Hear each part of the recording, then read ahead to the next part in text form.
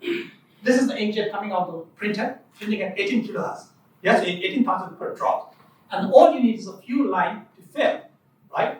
So here you see, the ink fills, and the whole nozzle plate floods. So now that's where you push out your training cups.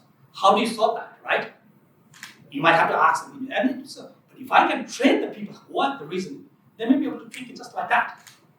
This is a reliability problem. It doesn't happen all the time, but it happens. When it happens, you need to know what are the tricks you're going to solve, right? So there's a chance that the whole ink is flooded. So this happens within less than a millisecond, okay? Because you're looking at 18,000 drops per second. So this is less than 500 drops. You see the whole thing. Okay, this defect, how do you solve it?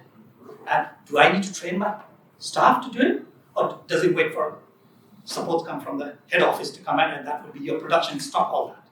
Okay, that's the challenge we have. So if I have all that, and this is the final one, everyone sees it, right? And nobody shows it in the display, right? This is the final product. You have an ink that's been generated, but you have a color migration. That's called color. You have more colors in the center, which is not uniformly distributed. And that's not going to be in the display, right? But that's what you see in the production. You want to solve that. Or the other way around, you have colors. It's in the center, but outside is no colors.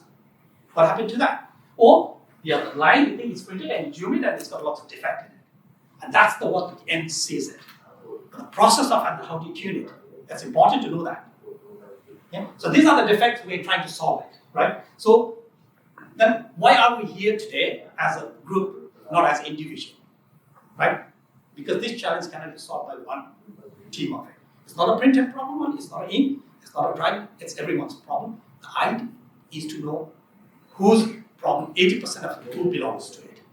When the problem arises, we have a blame culture, right? We tell blame ink, we blame the printer will blame the drive electron. We keep moving around.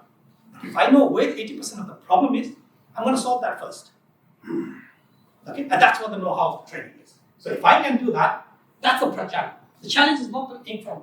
There's a very small difference in the form which is because the time scale and the geometry you're looking at is completely different. That's a challenge. Okay? So if I now do that, that's why we